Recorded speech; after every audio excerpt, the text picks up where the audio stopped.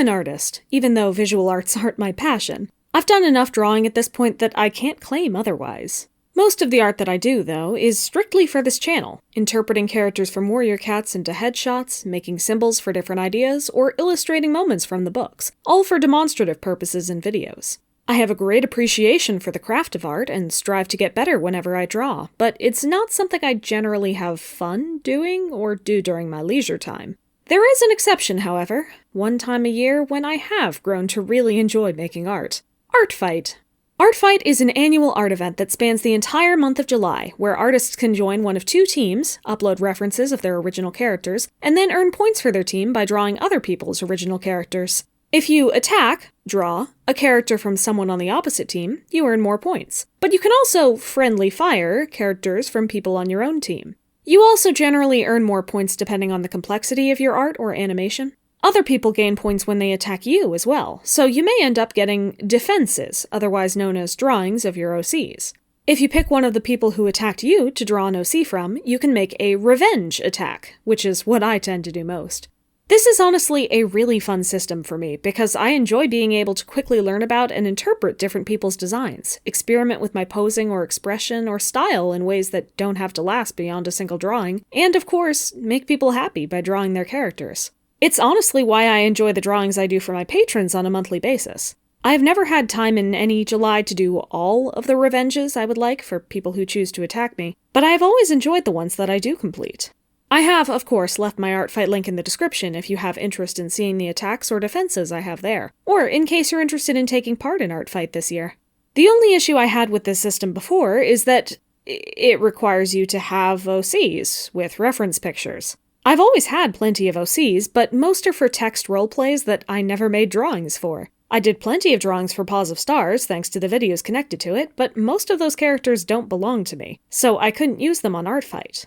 As a result, for a while, my only characters were Sunnyfall, because I already had a reference of her, and Ebony Star and Fawnskip, two of the Dark Forest cats in Paws of Stars who I happened to have made references for a while back. However, that all changed when I began work on Charmwork. This is the original fantasy xenofiction story that I'm currently writing, and if this is your first time hearing about it, I'll recommend you check out some of the videos in this playlist, which explains the main characters and lore I've designed for the series. Last year, I drew the references for Lotta, Manny, Spring, Elm, Foxtail, and Privet, and all 6 of them went up on my Artfight profile for the July festivities before I was able to publish the video actually introducing Charmwork. I didn't really expect a ton of people to draw them for that reason, as no one would even know who they were, but I got a shockingly large amount of art for them, and I was incredibly grateful. This year, both for Artfight and so I have some visual references for them, I'll be drawing and adding a few more. Unlike the first set, these 3 characters I'll be drawing today are, relatively speaking, support characters more than main ones, and you won't be meeting any of them in the first book.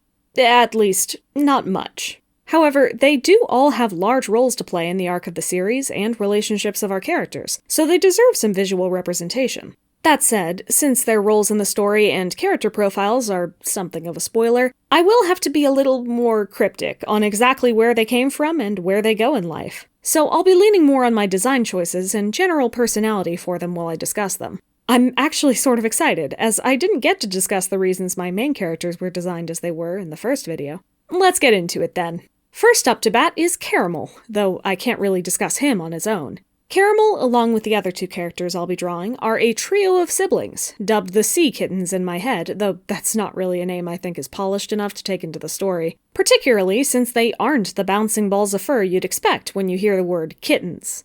Caramel and his siblings are 10 months old when we meet them, which makes them roughly the mental age of a 13 to 14-year-old human. These are not children, but they are far from being adults, and their abilities and maturity level definitely reflect that. Caramel specifically is a bouncy and talkative young Tom, who often fancies himself the leader of their trio, though his sister would definitely contest that. As his name would suggest, he is extremely sweet, to the point of being saccharine, and does his best to endear himself to cats around him. Without going into too many details to avoid traipsing into spoiler territory, Caramel and his siblings did not have an easy life growing up in the foster program before being sent to the shelter, and all 3 siblings responded to those hardships in different ways. Caramel decided that the one true way to find happiness and success was by making other cats happy to ensure that they would like and take care of him, and he encourages his siblings to do the same. He assumes the best of everyone he meets, responds to anger, frustration, sadness, and the like with even more overt kindness, and just, avoids being sad or angry himself. He and his siblings are incredibly close, and as much as they disagree sometimes, he would never even consider the idea of going anywhere without them. They are his rocks, his ties to the world, and he loves them more than anything. He's also, a bit of a a relationship sort. He doesn't much care if it's a romantic partner or a really close friend, but he yearns to and seeks to find more cats to spend his life with. Family is great, and he wants to keep them forever, but according to him, relationships of all sorts are the way you make best use of your life. So he wants to explore and experience every form of love. Seeking love as an end in itself, while also having the values and personality he does, goes great for him, I'm sure.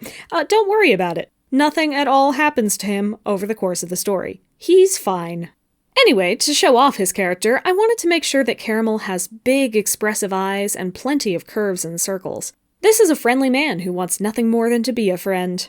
As I'm sure you've noticed, the sea kittens in general are shorter than the rest of my cast because they aren't full-grown just yet, but they do already have most of the proportions that adult cats would. I also gave all three of the trio curved ears and similar builds, with similar length tails, along with choosing a rough palette ahead of time that all three kittens' colors would fall into. But it was in the details that I distinguished them. Caramel and his sister, who I will be drawing next, are the same height and have the same fur length. But Caramel is slightly chubbier, and the tufts of fur he has are rounded to add to his plush, friendly aesthetic.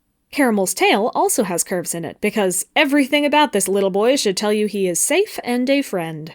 All three sea siblings have brown color palettes, but Caramel's is the darkest and warmest of the bunch, being mostly a medium brown with an even darker and warmer brown along his back, shoulders, tail, and ear tufts, and just a couple touches of lighter brown on his nose and toe beans, the cutest parts of a cat to boop. I basically just wanted it to make sense for whichever human found him first to see melting caramel in his fur coloration. Contrasting his dark fur colors, though, Caramel's nose is actually a, relatively, bright and saturated pink, and his golden eyes in particular stand out on his face. I wanted to make sure his expressions, and particularly eyes, were readable and expressive, considering how much and how wide he emotes. Caramel is also the only one of the trio to have tufts in his ears, a trait only Spring shares among the crew I've drawn so far. For reasons. Anyway, when making his expressions for the top of the page, I made sure to make use of his big eyes and make any of his happy expressions more intense and noticeable. His sadness and embarrassment both involve looking away and almost trying to hold it back, and his angry expression only reaches his eyebrows rather than letting him scrunch up his eyes or widen his mouth to express that emotion. Also, he has teethers. That one is, again, because he is cute. Up next, we have his sister, who does not desire to be cute, but, let's be honest, still is. Coconut. She's a strong-willed and curious little Molly who definitely thinks of herself as the leader of the trio, as it's the natural and only choice in her eyes.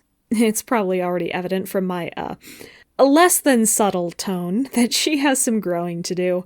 This is a good time to say that the story I have planned for all 5 books takes place over, roughly, a year and a half. The sea kittens, as a result, go from mentally being young teenagers to being the equivalent of 24 years old. If they were the main characters of Charmwork, this would undoubtedly be a coming-of-age story. Now, they aren't the main characters, but they will be present for most of it, and the way they are treated and the way they treat themselves has a large impact on the arcs of our main characters. Particularly Lotta, Elm, and Prevette.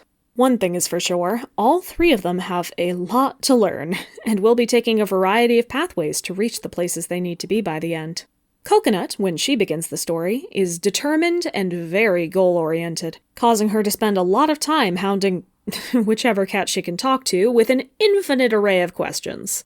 The hardships the siblings faced when they were younger hit Coconut very differently than they did Caramel, and Coconut responded by determining that the cats who get hurt the least are those that know the most, can do the most, or can provide the most practical assistance to those around them. Most of the reason that she is so interested in our band of main characters is because of how much they, and particularly Elm, know about a world she has never entered. In particular, the rigorous, powerful, and detailed magic system filled with things to discover and different abilities to achieve entices her more than anything. She cares about her brothers as much as any of them do, but she doesn't believe that feelings or politeness alone would protect anyone. And this world of Charmwork may provide her with the strength she needs to keep them safe and have a real say in where their lives go. If only she can learn everything she needs to make use of it. Which I'm sure she'll be able to do, with no problems ever.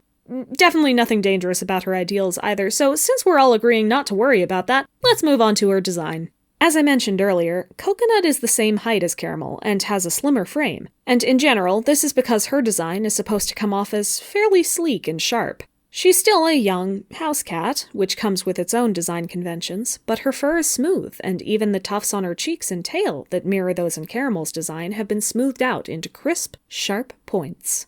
This conveys her energy and passion, but also a bit of her stubbornness and determination to push forward with what she has chosen to be her goals.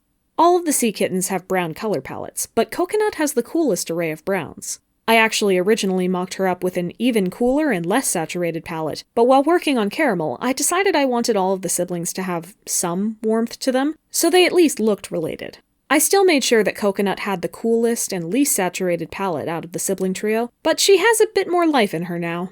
The desaturated pale color makes up most of her fur, and the only other color is a dark and less saturated brown coming in for her point markings. Oh, yeah, she also has point markings.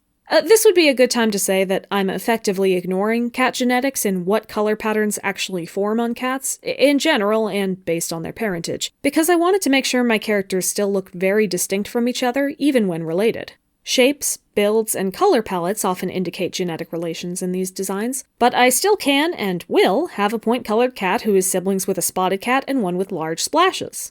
Coconut's nose is dark brown, and her eyes are copper. Both dark colors, but her eyes naturally came out brighter than her nose or point markings. She definitely has the most monochrome-looking palette when looking at her from afar. Coconut also has a distinctive diamond shape in the lighter color of her fur on her forehead, cutting into the dark color of her face mask. In addition to drawing the eye to her face despite the dark color of her eyes, and further pushing the sharp shape she's made of, the diamond resembles a symbol of importance. Diamonds in this shape appear larger than they really are, and in our world are usually used to show grand and flashy importance intentionally. Coconut thinks that Coconut is important, and by the time she's done, she'll make sure everyone else believes it too.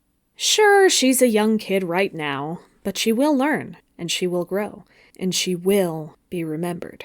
With all of that in mind, as I was making Coconut's expressions, it was important that there be a clear distinction between any emotions in line with her determination and those that fell outside of it. Her base happy, excited, and angry expressions all use the same eyes and eyebrows, not widening the eyes or letting the eyebrows round out at all. She pushes ahead through most of her life.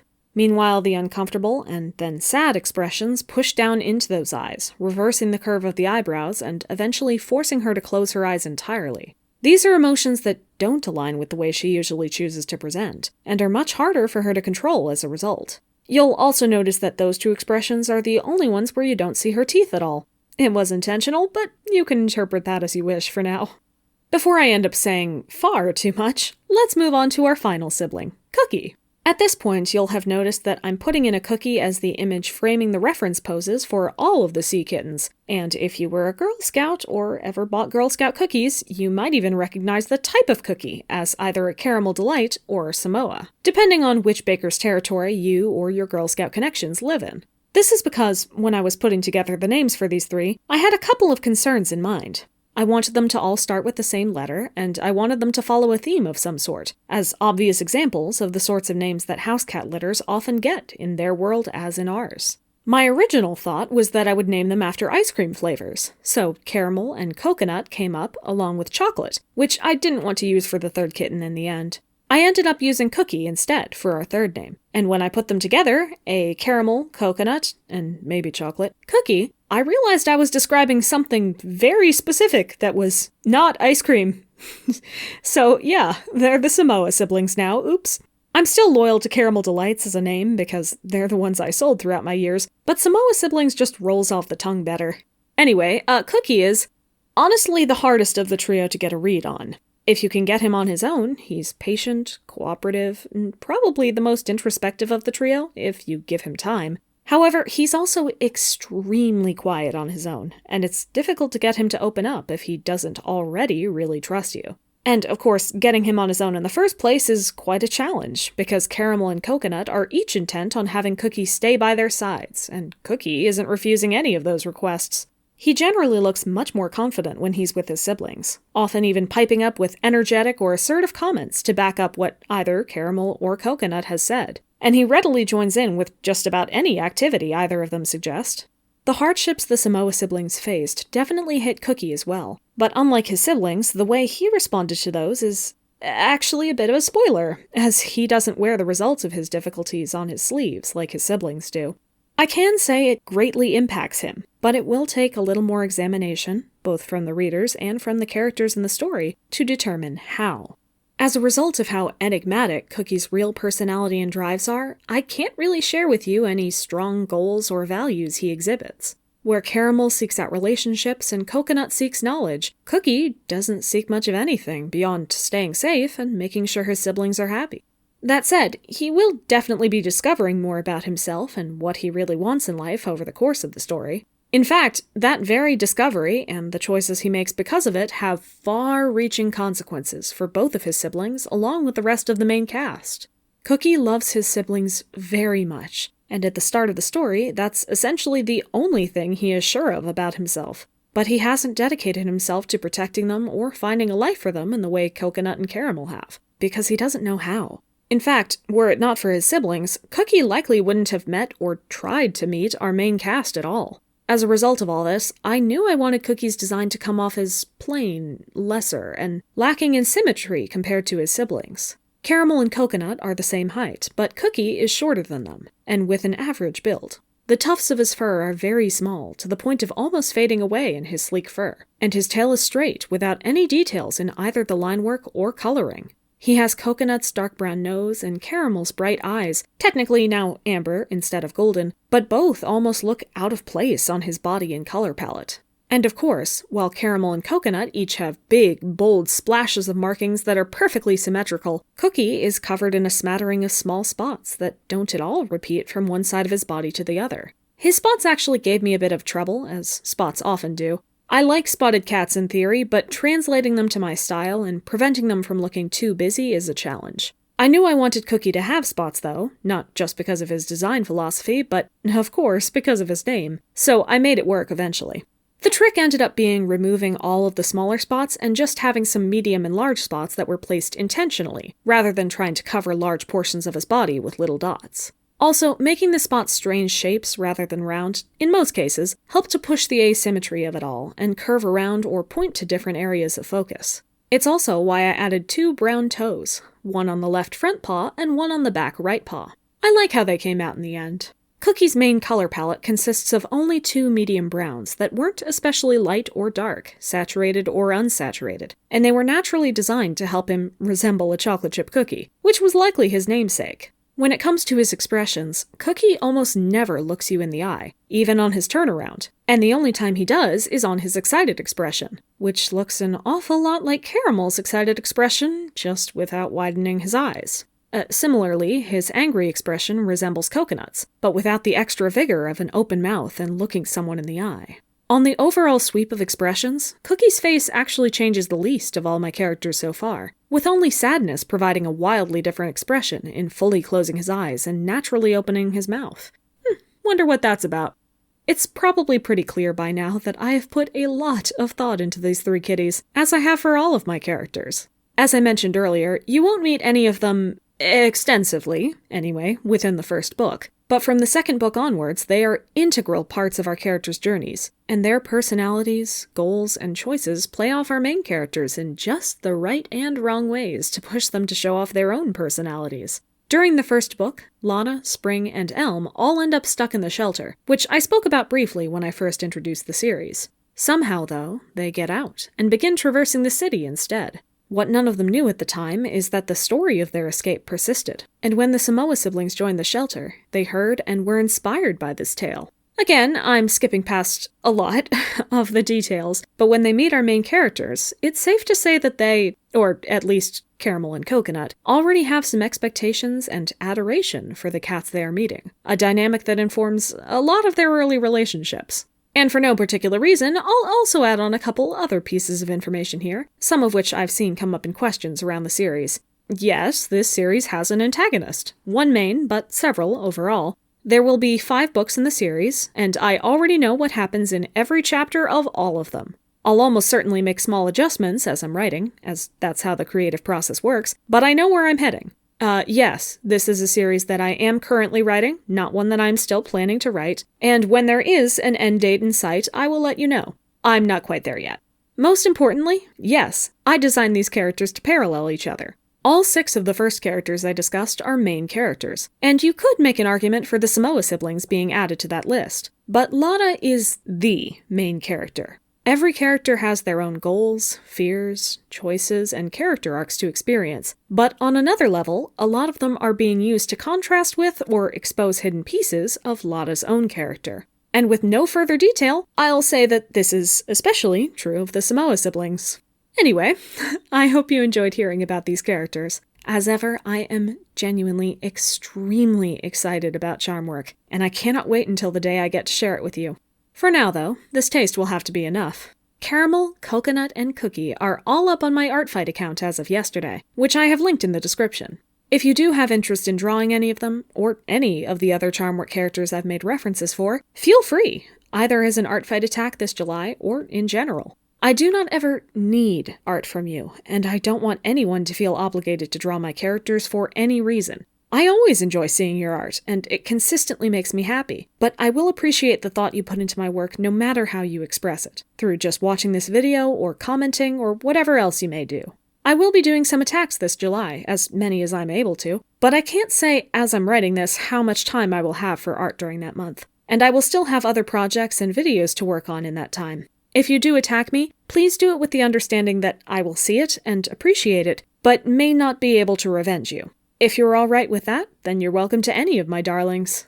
With that said, thank you for watching, and always remember that 13-year-olds still have plenty of growing to do, both physically and mentally.